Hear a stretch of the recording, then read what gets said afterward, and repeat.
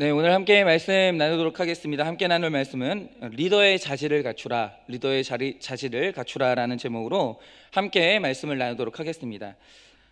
지금 이 주제는 절대로 피해갈 수가 없는 것 같습니다. 온 나라가 그 서울시장님의 자살 사건으로 이제 분열의 조짐을 보이고 있습니다. 아니, 이미 분열이 심각하게 되고 있죠. 저보다 잘 아시는 분들이 많으니까 지금 어떻게 분열되고 있는지 다 아실 거예요.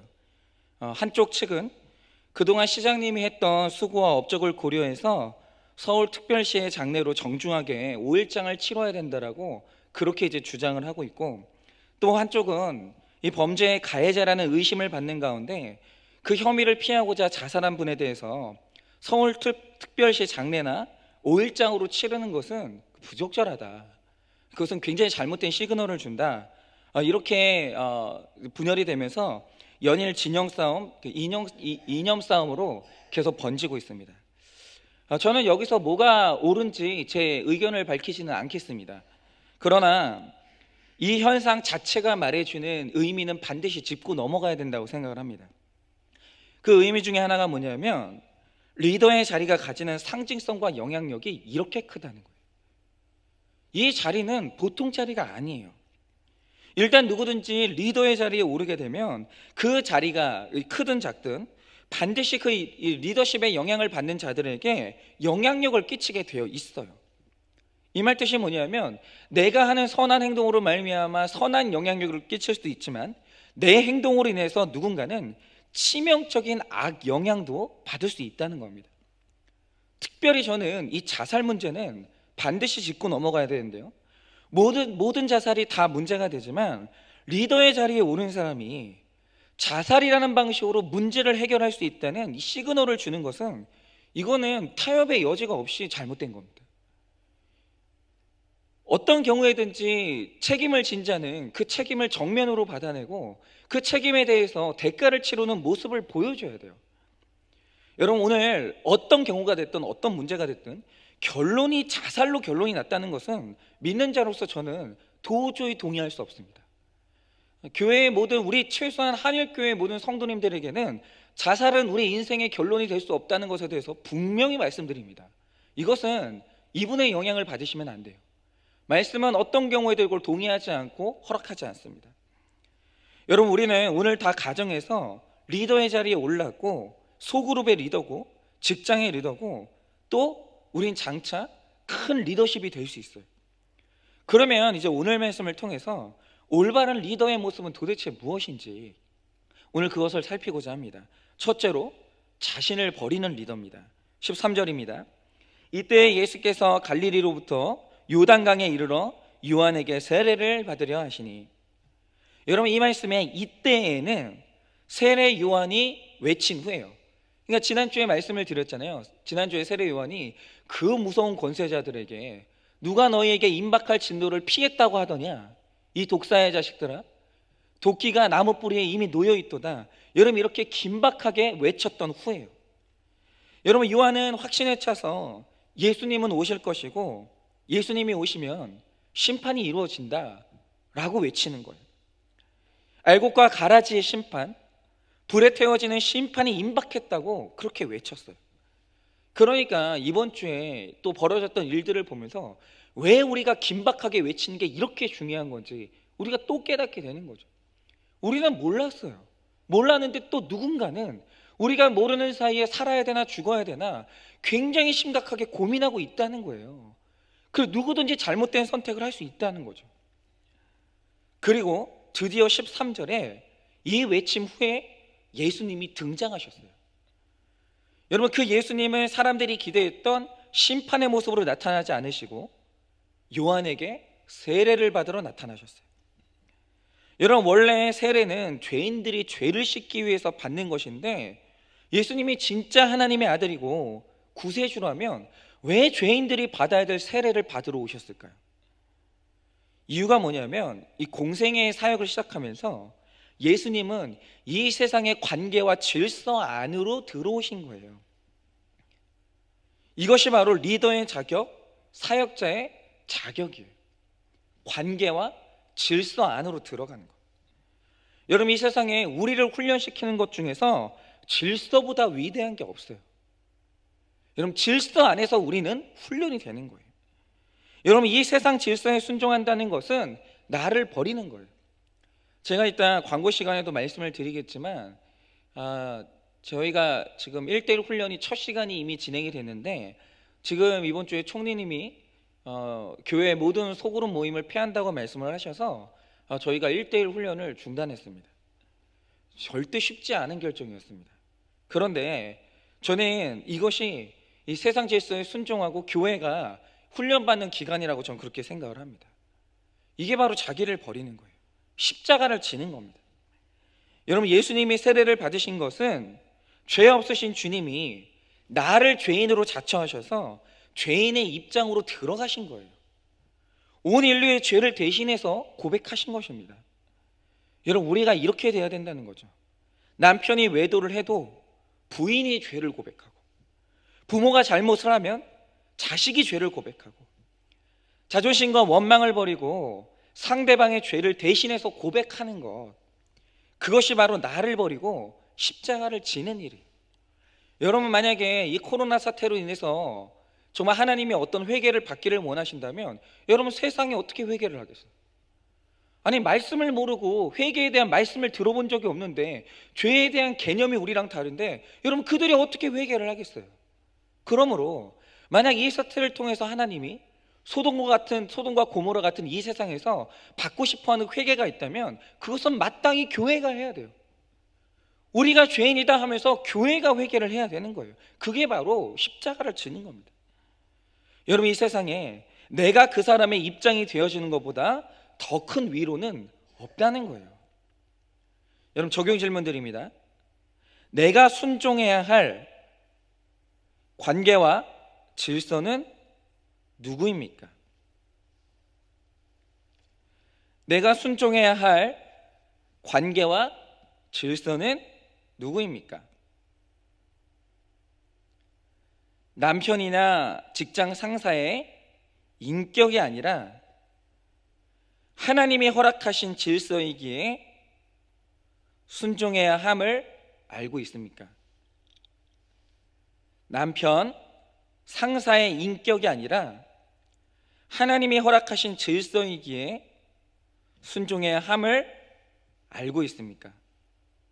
두 번째 리더는 겸손한 리더입니다. 14절입니다. 요한이 말려 이르되 내가 당신에게서 세례를 받아야 할 터인데 당신이 내게로 오시나이까? 여러분, 요한은 진짜 깜짝 놀랐어요. 내가 증거하던 내 주인이 내 눈앞에 왔어요. 근데 갑자기 그분이 나에게 세례를 받겠다고 고개를 숙이시는 거예요. 그러니까 세례 요한이 이게 이해가 안 되는 거예요. 그러나 예수님이 세례 요한에게 세례를 받으시는 것은 요한이 이해를 하든 못하든 이건 하나님이 정하신 일이고 허락하신 일이에요. 예수님의 사역이 시작되기 전까지는 천지의 주재자이시고 이 만물의 창조자이신 예수님도 세례 요한에게 세례를 받는, 고개를 숙이는 그 질서 안으로 들어가야 되는 거예요. 여러분, 이 모든 것들이 다 영혼 구원을 위해서 하나님이 원하시는 것이기 때문에 예수님은 주저없이 순종함으로 세례를 받는 자리로 가서 창조주가 피조물에게 고개를 숙이는 거예요. 그런데 지금 우리 삶의 문제가 뭐냐면 관계와 이 질서에 순종이 안 되는 거예요. 네가 뭔데 이러면서 질서에 고개를 못 숙이는 거예요. 여러분, 겸손이란 단순히 자세를 낮추는 그런 차원의 것이 아니라 나를 향하신 하나님의 뜻을 정확히 알고 그 뜻이 이루어지도록 순종하면서 받드는 것, 이것이 바로 순종의 본질인 거예요.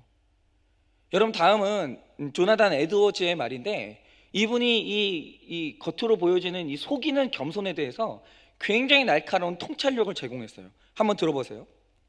진정으로 겸손한 사람은 예수님 외에는 어느 것도 고집하지 않는 사람이다. 그런데 겸손으로 혼동되는 모조품들이 참 많다. 어떤 사람들은 감정에 들뜬 겸손이 있다. 어떤 사람들은 천성이 낮은 마음을 겸손이라고 말하고, 어떤 사람들은 남자다운 기질이 없는 것을 겸손이라고 한다.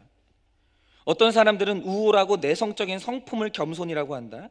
때때로는 양심의 가책을 받고는 침체되어 있는 사람들을 우리는 겸손하다고 한다. 또 곤란을 당했을 때 자세를 낮게 하는 것처럼 보여주기식 겸손이 있다. 사탄의 기만으로 인해 겸손한 채 가장하는 사람들이 많이 있다. 이 모든 것들이 참된 겸손으로 착각될 수 있다. 자신을 시험해보라. 겸손의 본질이 어떤 것인지를 확인하고 그것이 일종의 피상적인 것이 아닌가, 또 마음에 있는 하나님의 심령의 역사인가를 알아봐야 한다, 이렇게 말했어요. 그러니까 제가 오늘 말씀을 보면서 이 조나단 에드워즈의 이 말을 보면서 나는 지금 어떤 속이는 겸손이 있는가라고 이제 생각을 해보니까 저는 감정에 들뜬 겸손이 있는 것 같아요. 저에게 해당되는 건 이거예요. 그냥 내가 마음이 여유롭고 내가 마음이 기쁠 때는 이 겸손이 되는 거예요. 그러니까 저의 겸손은 감정에 들뜬 겸손일 경우가 있다는 거죠. 여러분은 어떻습니까? 여러분은 참된 겸손이십니까? 아니면 속이는 겸손입니까? 저는 이 가짜 겸손의 가면을 벗기는 유일한 방법이 있다고 생각해요. 그러니까 이거 외에 다른 겸손은 안 믿어요. 그게 뭐냐면 나를 죄인이라 부르시는 하나님 앞에서 죄인의 칭호를 수치스러워하고 그것에 동의하지 않는 사람은 그 겸손이 아니에요. 어떤 경우에도. 그러니까 여기에 동의되지 않으면 어떤 모습을 보여줘도 그 겸손 아닙니다. 바리새인과 서기관들 보세요. 겉으로는 겸손한 척하죠. 예수님께 선생님 이러면서 고개를 숙이는 것 같죠. 그런데 너 죄인이잖아 라고 얘기할 때 동의를 안 하는 거예요. 여러분, 성경에서 예수님이 오늘도 하나님께서 죄인 내 앞으로 나오라 라고 할 때 저 여기 있습니다 라고 말할 수 있는 사람이 아니면 여러분 그 사람은 겸손한 게 아니에요. 여러분 15절입니다. 예수께서 대답하여 이르시되 이제 허락하라. 우리가 이와 같이 하여 모든 의의를 이루는 것이 합당하니라 하시니 이에 요한이 허락하는지라. 여러분 이 말씀을 보니까 예수님은 내가 모든 의의를 이룬다 라고 하지 않으시고 우리가 모든 의의를 이룬다고 말씀하세요. 우리. 여러분 창조주 예수님과 피조물인 이 세례 요한이 함께 관계의 질서에 순종할 때 하나님이 기뻐하시는 뜻이 이루어진다라는 거예요. 여러분 그렇죠. 예수님은 이미 관계의 질서 안에서 아버지 하나님께 순종했어요. 그분은 불순종하는 일이 없어요. 그러므로 이제 남은 순종은 누가 해야 되느냐? 우리가 예수님과 같이 하나님 말씀에 순종해야 하나님 뜻이 이루어지는 거예요. 여러분 하나님의 의의를 이루는 데는 예수님의 역할도 있지만 인간의 역할도 있는 거예요. 여러분 역할이 있고 제 역할이 있어요. 오늘도 예수님은 너하고 나하고 같이 하나님의 일을 이루자 이렇게 말씀을 하세요.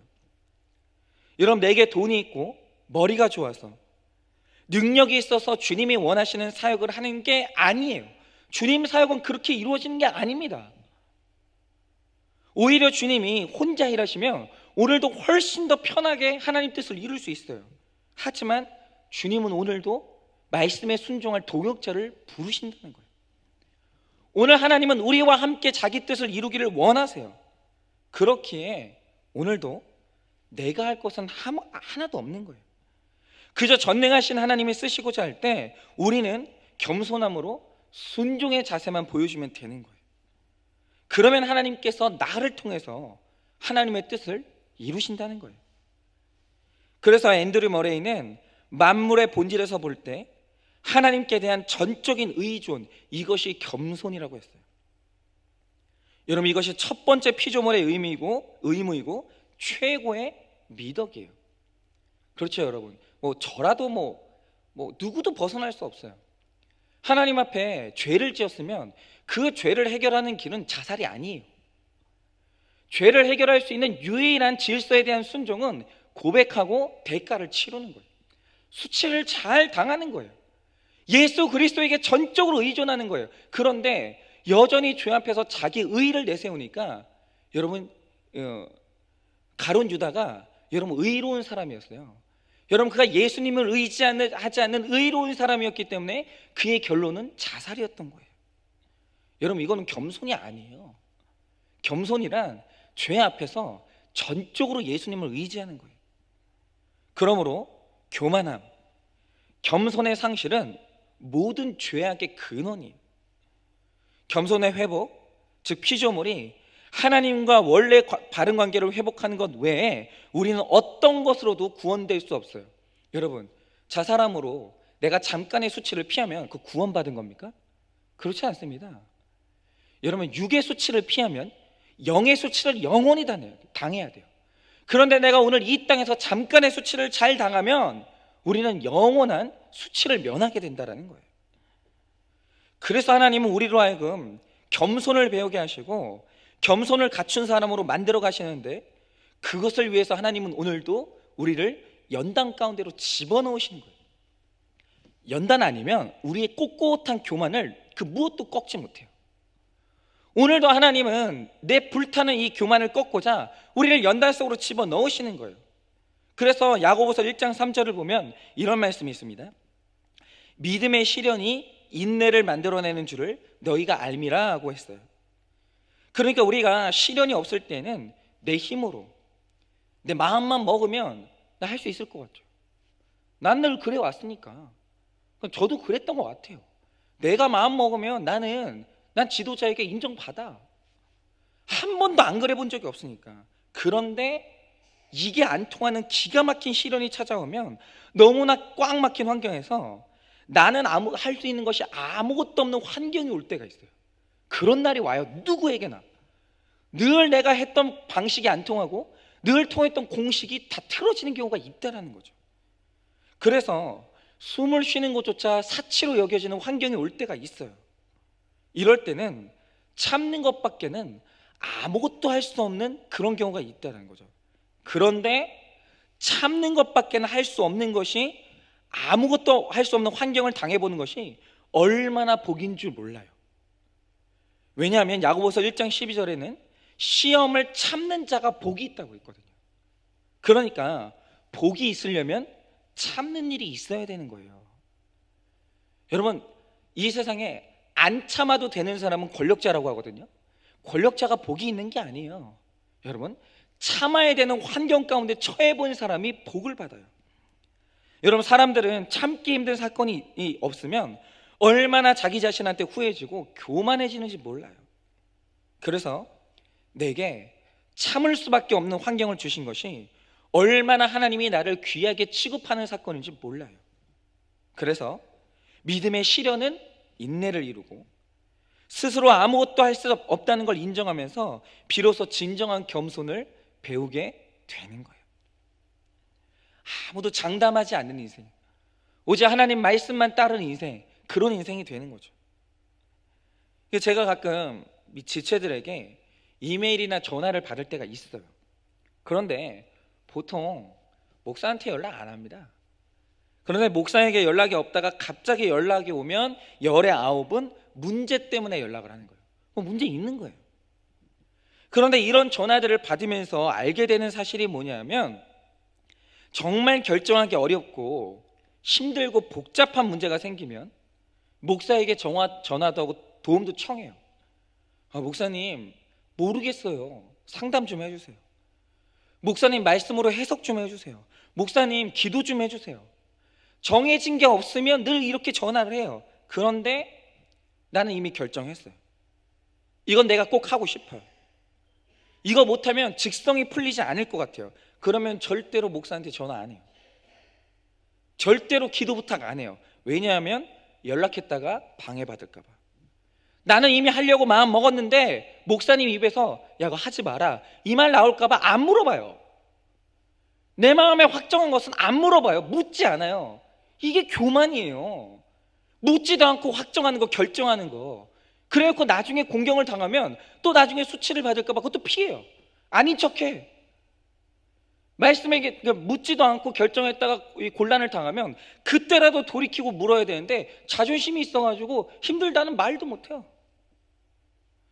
여러분, 저도 들은 이야기인데 어떤 목사님 교회 청년에게 직장 고난이 생겼어요. 그래서 갓 대학 졸업해서 이 처음 들어간 직장이 너무 힘들어서 2개월 만에 뛰쳐나왔어요. 그리고 실직했을 당시에 나올 때는 좋죠. 어느 직장이나. 나오고 나면 막막한 거예요.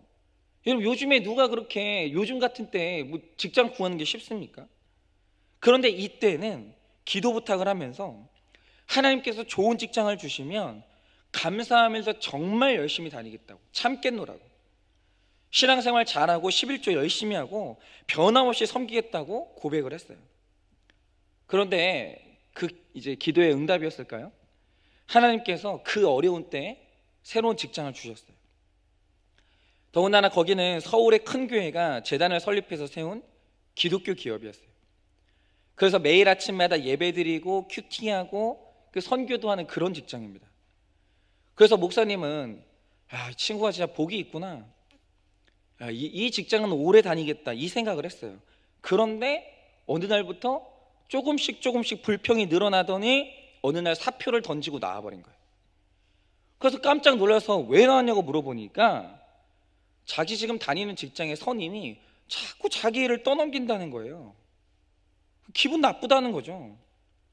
그래 계속 이유를 만들어내는데 내 일도 내 전공을 살릴 수 있는 이 전문적인 일도 아니고 내 일하는 거에 비해서 월급도 별로고, 그러니까 들어갈 때는 하나님의 응답이라고 감사와 감격으로 들어가더니 1년 만에 최악의 직장으로 또 변해버린 거예요. 그래서 또다시 시원하게 사표를 던지고 내가 더 멋있게 직장 생활할 수 있는 곳, 내가 열심히 하면 돈을 더 받을 수 있는 곳, 거기로 이직을 했어요. 그런데 거기를 가보니까 이전 직장은 힘든 고난이었는데 여기는 죽을 것 같은 고난이 기다리고 있는 거예요. 숨이 쉬어지질 않는 거예요.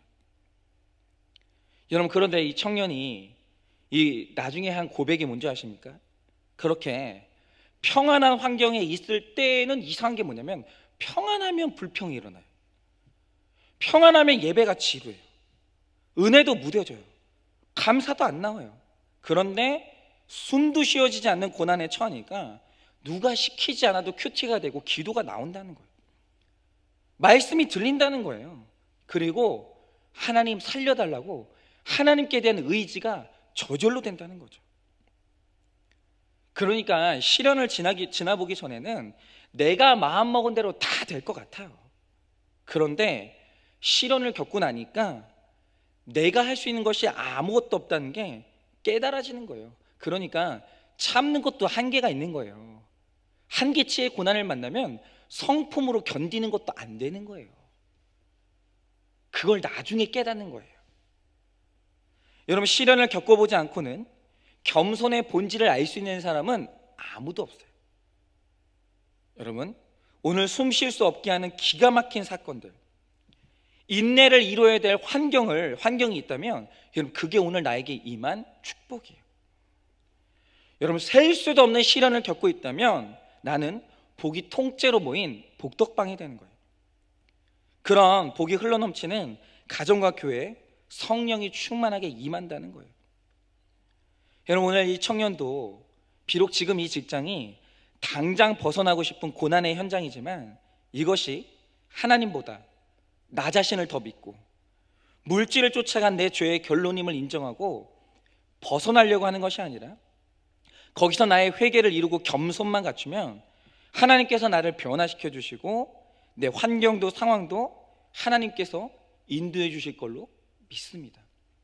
회피하지 마세요. 거기서 회개를 이루면 다 이루어지는 거예요. 적용 질문 드립니다. 하나님의 일인데 내 성품과 가치관으로 결정하고 선택하는 일은 없습니까? 하나님의 일인데 내 성품과 가치관으로 결정하고 선택하는 일은 무엇입니까?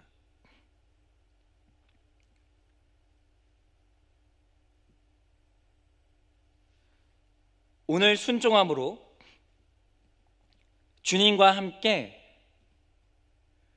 의의를 이룰 일이 무엇인지 구체적으로 찾아봅시다. 오늘 순종함으로 주님과 함께 의의를 이룰 일이 무엇인지 구체적으로 찾아봅시다. 세 번째로, 성령이 증거하는 리더입니다. 16절입니다. 예수께서 세례를 받으시고 곧 물에서 올라오실새 하늘이 열리고 하나님의 성령이 비둘기같이 내려 자기 위에 임하심을 보시더니. 여러분, 예수님이 이 관계와 질서에 순종해서 고개를 숙이고 세례를 받으시자 하늘이 열리고 하나님의 성령이 비둘기같이 임했어요.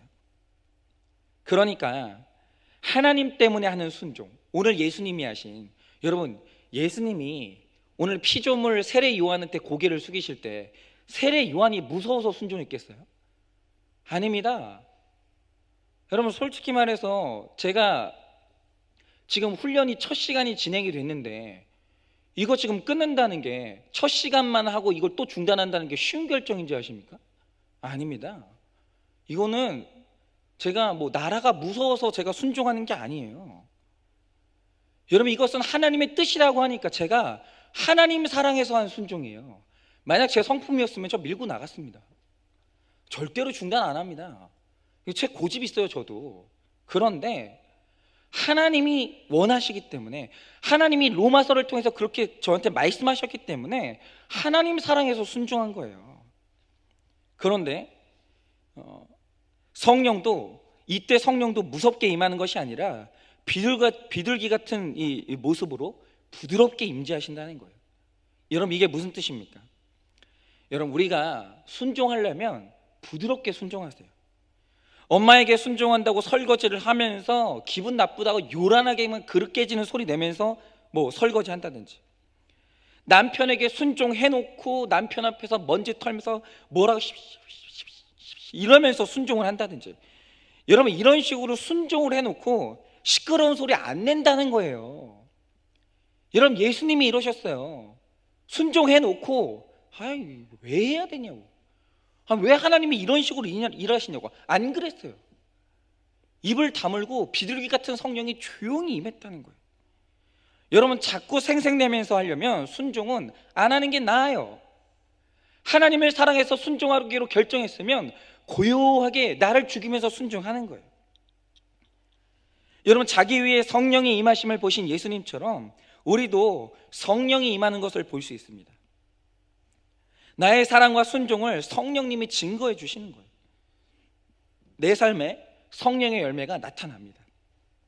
그런데 나에게 아직 성령이 임하지 않고 열매가 없는 것은 내가 나를 아직도 버릴 줄 모르기 때문에. 17절입니다. 하늘로부터 소리가 있어 말씀하시되 이는 내 사랑하는 아들이요 내 기뻐하는 자라 하시니라. 오늘 이 하늘로부터 들린 하나님의 음성은 사실은 구약 성경에 예언된 말씀이에요. 시편 2장 7절에 보면 이는 내 사랑하는 아들이요, 이건 왕의 노래고, 내 기뻐하는 자라는 이사야 42장 1절에 종의 노래예요. 여러분, 예수님은 온 우주의 왕이시지만 이 땅에 오실 때는 철저하게 낮아져서 종의 모습으로 오셨다는 거예요. 즉 다스림과 섬김은 하나라는 거예요. 여러분, 섬기는 사람이 다스려요. 어떤 경우에도 여러분, 혈기를 다스릴 줄 아는 사람이, 그 사람이 리더가 될 수 있는 거예요. 누구든지 잘 다스리려면 잘 섬겨야 돼요. 그런데 오늘도 우리의 문제가 뭐냐면 섬김 없이 다스리려고만 하기 때문에 리더의 자리에 가면 책임감과 압박을 느껴요. 그러니까 섬김이 없는 사람이 리더의 자리에 가면 그때부터 고통이 일어나요. 그 책임감은 부담으로 바뀌고, 그로 인한 고통은 모든 일을 내 맘대로 하려고 하는 권력으로 바뀌게 돼요. 결국 비전을 야망으로 변질시키는 것이 이 리더십의 바이러스예요. 그러니까 언제나 저는 그렇게 생각해요. 리더십은, 최고 리더십에 오를 사람은 밑바닥부터 시작해야 돼요. 밑바닥부터 시작을 안 하는 사람이 갑자기 리더의 자리에 올라가는 것은 그거는 재앙이에요. 섬김이 이미 마음 가운데 이 몸에 밴 사람이 리더십이 돼야 되는 거예요. 여러분, 리더십 바이러스를 퇴치하는 백신은 우리가 신뢰할 대상이 사람이 아님을 깨닫는 거예요. 여러분, 나도 남도 절대적인 존재가 아니에요.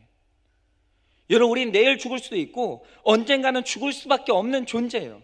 그것을 생각하면 모든 일에 겸손해질 수 있습니다. 여러분, 리더의 자리에 올랐어도 언제든 물러날 수 있다는 걸 생각하면 다스림에 치우치지 않고 섬김을 실천할 수 있는 거예요. 내가 이 자리 지키겠다, 난 절대로 내 리더십 뺏기지 않겠다. 여러분, 이렇게 할 때 아집이 생기고 고집이 생기고 분쟁이 생긴다는 거예요. 여러분, 모든 걸 내려놓고 섬기는 리더는 인정받아요. 여러분, 가정과 교회, 직장에서 질서에 순종하면서 모든 일에 잘 섬기는 사람은 누구나 따르고 싶은 리더십을 가지는 거예요. 여러분, 왜 그 집에 어머니가 자녀들로부터 존중받지 못합니까? 섬긴 게 없는 거예요. 여러분, 왜 그 집안의 아버지가 가장으로서 인정받지 못합니까? 섬긴 적이 없는 거예요. 여러분, 이것이 바로 누구나 따르고 싶으면, 잘 섬길 때 누구나 따르는 리더가 되는 것이 성령이 증거하시는 리더의 자질이에요. 여러분, 축구 시합에서 열심히 뛰는 거 중요합니다. 이 현란한 개인기를 가지고 공을 이리 차고 저리 차고 드리블하고 헤딩 잘하고 코너킥 잘하고, 여러분, 이렇게 이 현란한 기술을 가지고 90분 내내 뛰는 거 좋아요. 굉장히 좋습니다. 그런데 골이 들어가지 않으면 그 게임은 져요. 아무리 화려해도 골이 들어가지 않으면 지는 거예요. 여러분, 마찬가지로 공부하고 결혼하고 아이 낳고 자녀를 좋은 학교에 보내고 운동하고 여행 다니고 시험을 보고 사업을 하고 남들 보기에 화려하게 살아도 모두가 나를 두려워한다고 해도 영혼 구원의 골을 넣지 못하면 그것은 실패한 삶이에요. 여러분, 인생의 마지막에 하나님 앞에 섰을 때 가장 중요하게 평가되는 것은 영혼을 구원한 골이에요. 여러분은 영혼 구원 받았습니까? 여러분은 영혼 구원의 열매를 맺고 있습니까? 이렇게 내 가정, 내 이웃을 구원시키기 위해서는 영적인 리더십이 반드시 필요해요. 반드시. 그러니까 뭐 내 집에 뭐 누군가가 뭐 제 남편이 뭐 불신자라서 뭐 전도가 안 돼요, 제 자녀가, 그거는 말이 안 되는 거예요. 그건 이유가 뭐냐면 믿는 자가 오늘 영적인 실력이 없는 거예요. 죽기까지 감동시키는 그 섬김이 없는 거예요. 여러분, 내가 영혼을 위한 리더십을 발휘하기 위해서는 오늘 나를 버리는 결단이 있어야 되는 거예요. 여러분, 예수님은 자신의 모든 것을 버리고 죽어지심으로 구원의 사명을 이루셨던 것처럼 구원을 위해서 나를 버리는 적용을 할 때 구원의 리더십이 생긴다라는 거예요. 여러분, 또한 겸손한 리더가 되어야 됩니다. 겸손으로 나아갈 때 진정으로 영혼 구원이 이루어집니다. 나를 겸손케 하려고 하나님이 주신 시련 가운데 있습니까? 인내를 이루므로 잘 견디면 하나님께서 아름답게 쓰시는 리더가 될 겁니다. 또 오늘 말씀에 성령이 증거하시는 리더가 되어야 된다고 했습니다. 예수님과 함께 하나님의 의를 이루는 삶을 살기 위해서 오늘도 성경을 통해 이는 내 사랑하는 아들이요 내 기뻐하는 자라고 말씀하시는 하나님의 음성을 들으셔야 돼요. 여러분, 내 힘으로 하는 것이 아닙니다. 그럴 때 섬기는 리더가 된다는 거예요. 여러분, 저도 그랬어요. 제가 어느 날 목사의 신분을 가지고 진안교회를 갔어요. 진안교회를 가는데 제가 어느 날 평신도에게 고개를 숙였어요. 제가 관계와 질서 안에서 제 머리 위에 있는 분한테 고개를 숙였어요. 내가 그러면 왜 그분한테 고개를 숙였냐라고 하면 그분이 나보다 자기를 더 버리는 거예요. 못 이기겠더라고요. 나 목사인데 그분은 평신도인데 나보다 그분이 자기를 더 버리는 거예요. 저희 부부가 이 훈련 받기 전까지만 해도 저희 집에 사람 오는 거 정말 싫어했어요. 내가 정돈해온 딱 그 구조가 있거든요. 우리 집에 그 자리에 있어야 되는 게 있거든요. 근데 사람이 한번 와가지고 애들이 우리 집에서 놀 때마다 그게 다 흐트러지는 거예요. 그게 그렇게 싫은 거예요. 그렇게 싫은 거예요. 아니, 못 버리겠는 거예요. 그러니까 사람들 초대를 안 하는 거예요. 그런데 평신도 리더라는 그분은 집에 장식이 없어요. 구조가 없어요.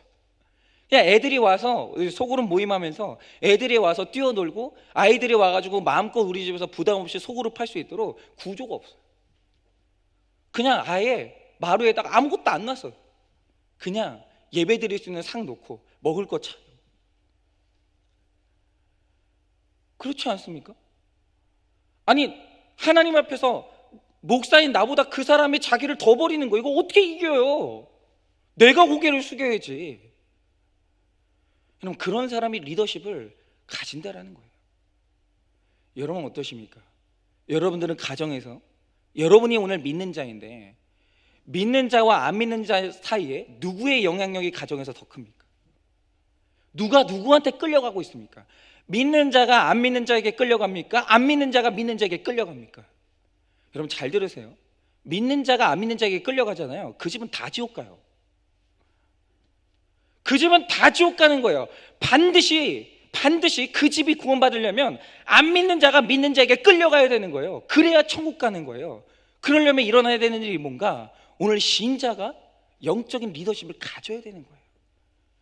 영적인 리더십을 가져야 되는 거예요. 그거는 근데 큰 소리 친다고 되는 거 아니에요. 무당처럼 이상한 눈 뜨고 귀신이 보여 이런다고 되는 게 아니에요.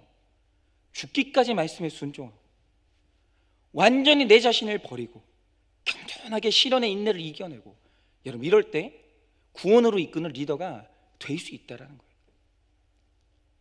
여러분 어떠십니까?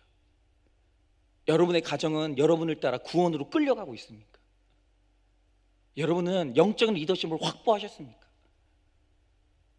여러분 오늘 정말 우리나라에서 두 번째, 행정부에서는 두 번째로 큰 분이 자살했어요. 여러분 이건 뭐냐면 그 영향력 밑에 있는 수많은 사람들 다 지옥으로 끌고 가는 결정인 거예요. 죽는 리더십인 거예요.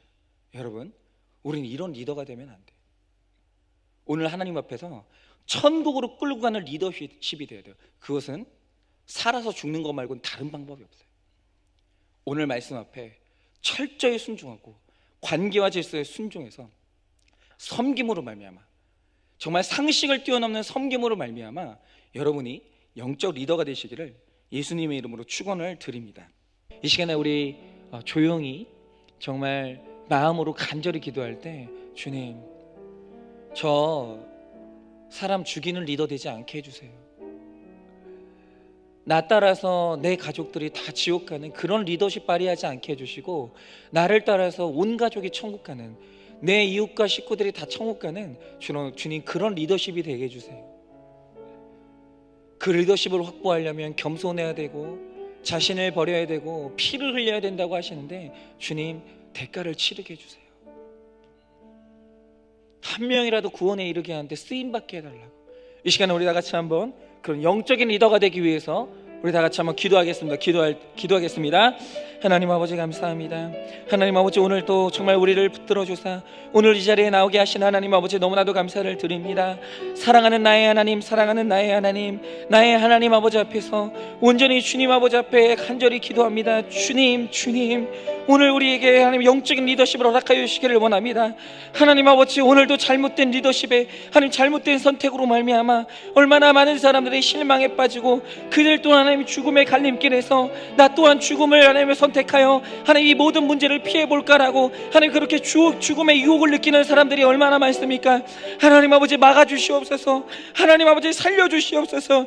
하나님 아버지 사는 것이 하나님 아버지 앞에서 살아서 하나님 나의 죄를 고백하고 그것을 해결하는 것이 우리가 사는 길입니다.